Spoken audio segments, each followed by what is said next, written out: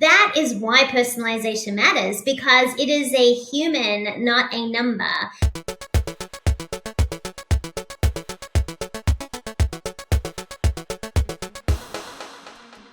Welcome to Experience Points, presented by our friends at Avtex, who transform customer experience through CX design and orchestration. On Experience Points, contestants earn points by answering customer experience questions and share their insight on how to make your interactions remarkable. Those points turn into dollars for the charity of their choosing. I'm Dan Gingiss. And I'm Joey Coleman, and we'd love to introduce you to today's contestant, to the one-of-a-kind Neen James. Neen is a leadership expert and professional speaker. She's the author of 2 books, Folding Time, and her newest, Attention Pays. She is a champagne connoisseur and a Peloton aficionado. Neen, welcome to Experience Points. G'day, what a treat it is to join you today. We are super excited to have you with us. So Neen, tell us, what makes you love a brand experience? Whether it's your champagne or your Peloton or any other brand that you love, what is it that makes it so memorable? For me, I think it's about the ability to share. So champagne, for example, you don't open a bottle to just have for yourself. Well, at least I don't. But I love the ability to share it with others. With my Peloton, for example, I love that it's part of a community. So while I'm riding a bike that literally goes nowhere, the power of the bike is the community. So one of the things that I love about brands, whether it is Dom Perignon or whether it is Peloton, same. I like that you can share them. I love that there's a consistency in the offering, the branding, and the community.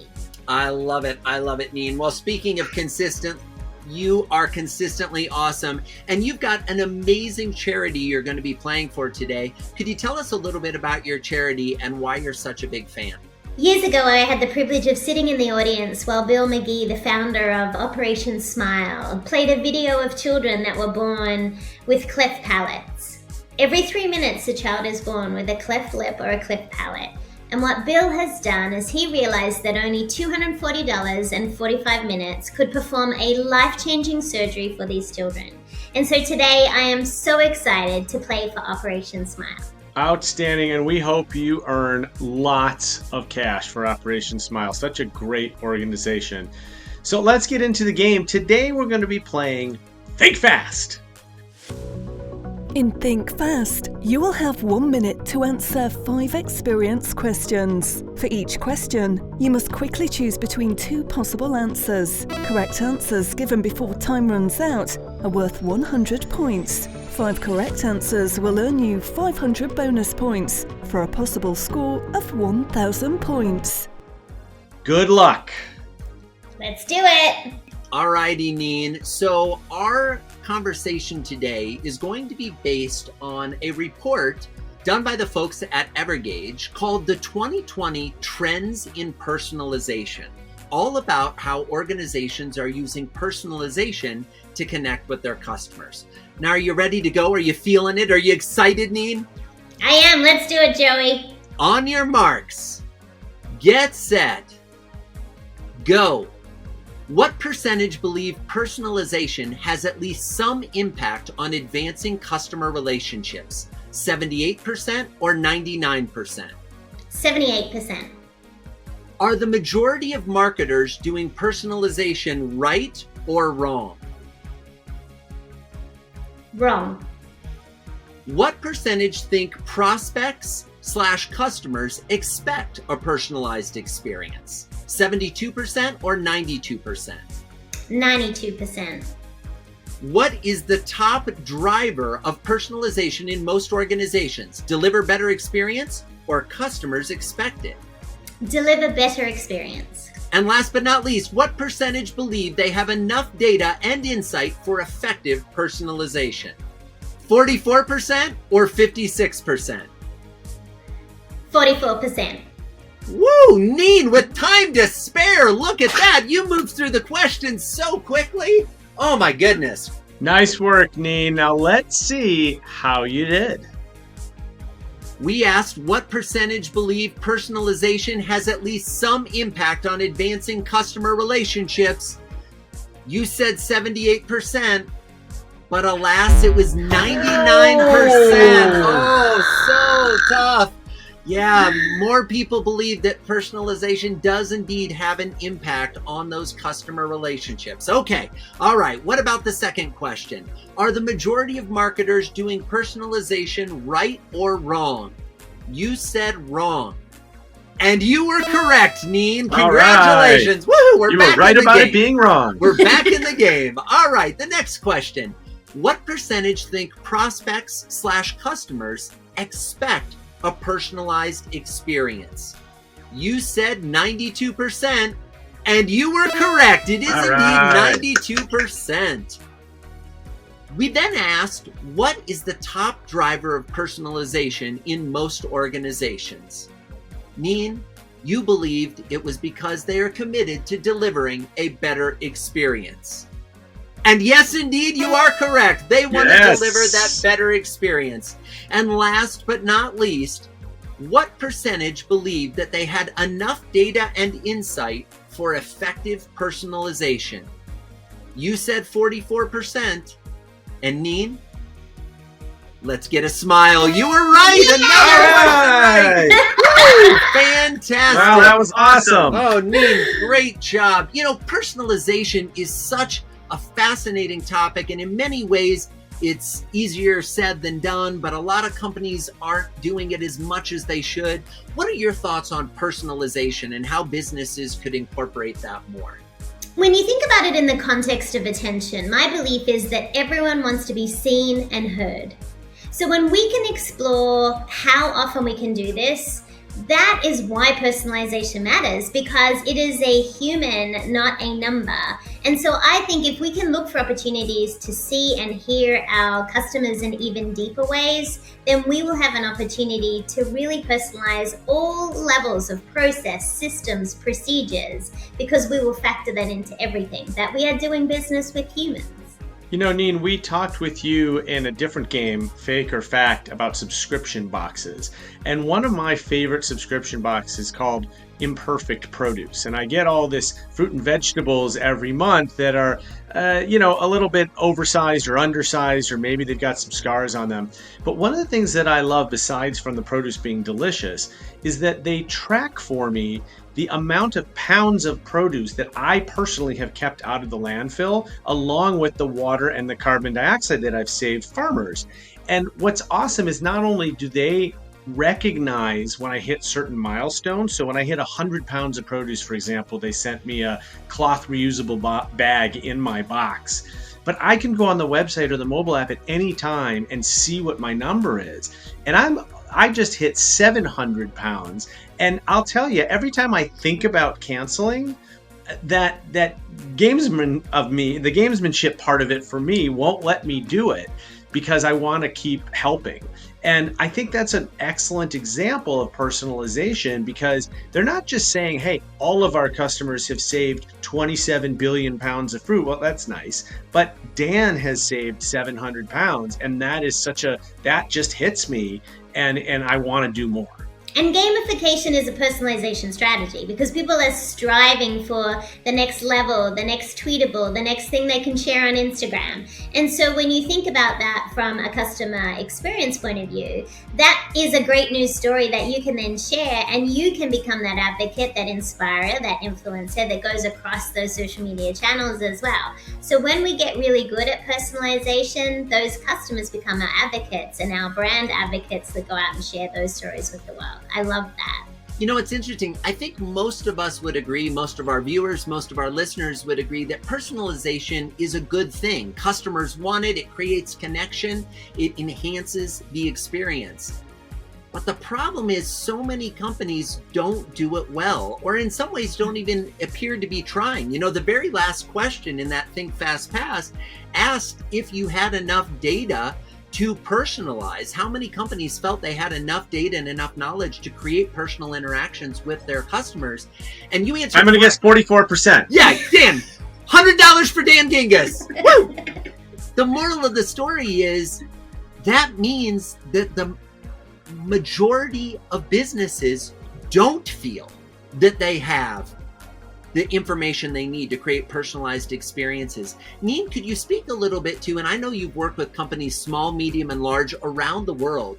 Could you speak a little bit to the commitment as an organization towards getting the right data that allows for personalization, as opposed to what a lot of organizations do, which is just, let's get more data? The challenge with more data points is if you're not going to do anything with it, then why bother? Don't bother the customer, don't bother the team members who have to collect it, and don't bother management with reports they're not going to read. What I think we need to be more specific around is what kind of data points will impact that end user, that customer experience, and that we can also reverse engineer that so we can empower our team members. And so I think some of this is once we understand what is really important to the customer by simply asking them and then listening to their response and then designing processes, procedures, systems, opening hours, subscription boxes, whatever it is, based on what they're telling us. The simplest way is focus groups, is surveys. If you're going to ask for data, you better have a really good reason why, and you better explain to them how you're going to use it. In Dan's subscription box example, he's energized knowing he is becoming a greater contributor on the planet, which is what I call global attention. And so we talk about this in the book, that you feel like you are then contributing, and that's a very special kind of person. That data point says a lot about you too, and it also probably indicates where you shop, what kind of car you like to drive, what you probably do in your personal life, and all these data points, this data science that's happening. We can use this for good or for evil, and I'm going to vote for good. So let's not over ask our customers for things we're not going to use. Let's find a data point that we can do something with. Show them the evidence of them completing that survey, that request, that form, that suggestion box.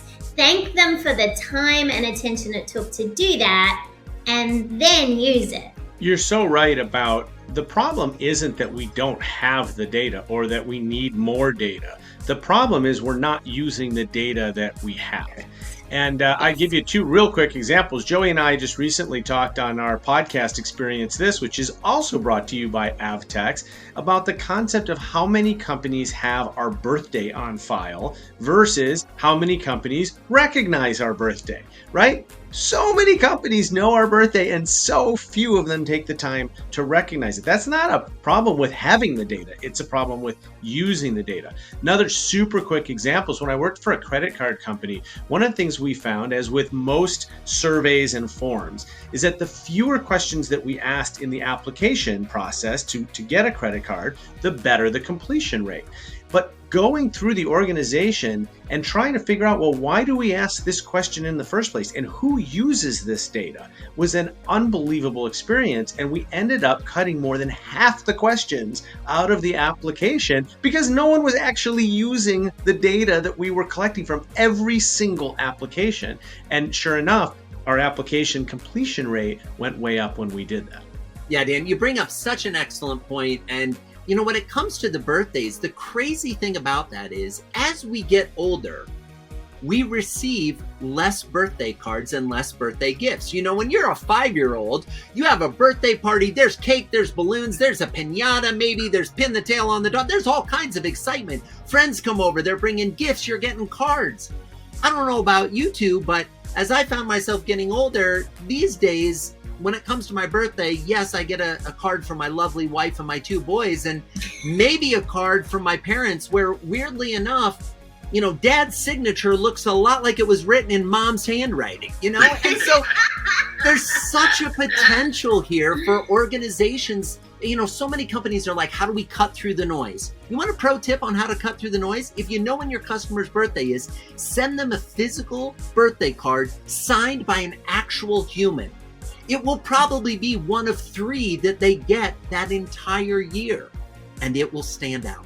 Some brands have automated this in a very clever way. If you look at Sephora as a retail store, Sephora has done a brilliant job of knowing your birthday, telling you that year what your birthday gift is. So in January, I know when my birthday comes that I know the gift that I can choose. Not only that, they have automated it so it's on your profile, and then when you go into store, they say to you, oh, it's your birthday month, what would you like? And so they have trained it, it's embedded in their processes. So they've taken one data point, to your point, Dan, around the birthday, And they've made it a treat. Like, it's like, oh, a gift to myself. It's probably cost them next to nothing for that sample size, whatever, which you may or may not use. But the fact is that they have done it in such a clever way. It's embedded in the organization. So if you take a data point and you can go deep with it, then everyone gets involved in it, from the front line, through the systems, the processes. That's why customer experience is an end-to-end experience. It's not just the person who's in the retail store or on the phone. It's everything that we do.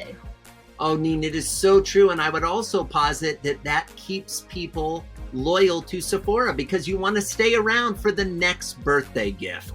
All right, Dan. Well, let's recap how Neen scored playing Think Fast. Well, Neen, you did a terrific job because in this game, correct answers are worth 100 points. And you answered 4 questions correctly, which means you earned 400 points. And as you know, these points convert into dollars, which means Neen earned a $400 donation to Operation Smile. Congratulations, Neen.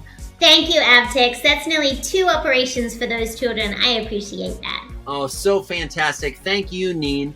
This concludes our episode of Experience Points. Check out more games with Neen and our other celebrity contestants at experiencepointsgame.com. That's experiencepointsgame.com. We'll see you soon for more examples of remarkable experiences here at Experience Points, presented by Avtex.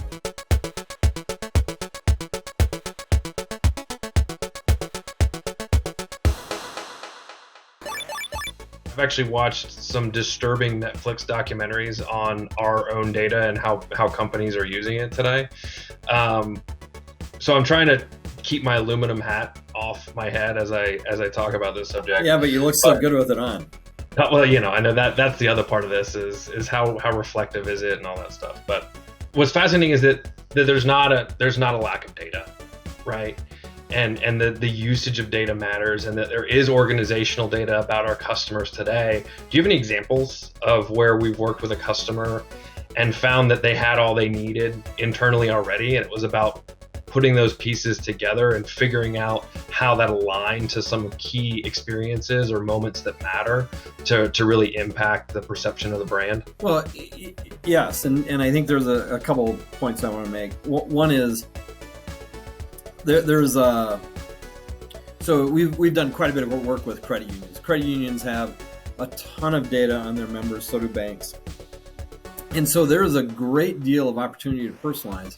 One of the questions, though, that organizations should ask is, if I have all that data, to what level should I personalize?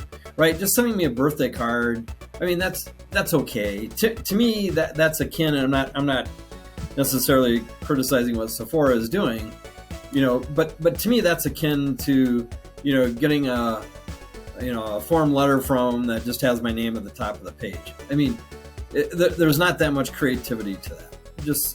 And quite frankly, it borderlines patronizing.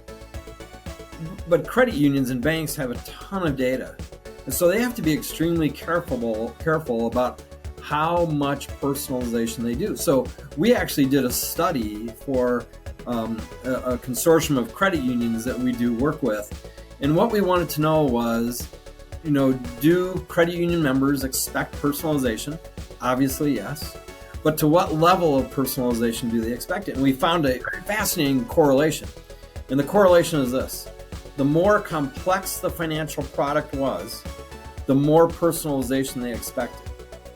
The less complex that financial product was, the less personalization. So for an example, they're just opening up a savings account. They didn't want to, the level of personalization should be fairly minimal. You didn't need to tell them, by the way, we've analyzed your last 3 years of your credit card data and your spending habits, and this is the best savings account for you because X, Y, and Z. That would be too much. In fact, it got borderline creepy. Right. But if it was a mortgage, right, they really expected more personalization, saying this mortgage offer is exactly right for you because of this, and express the personalization that way.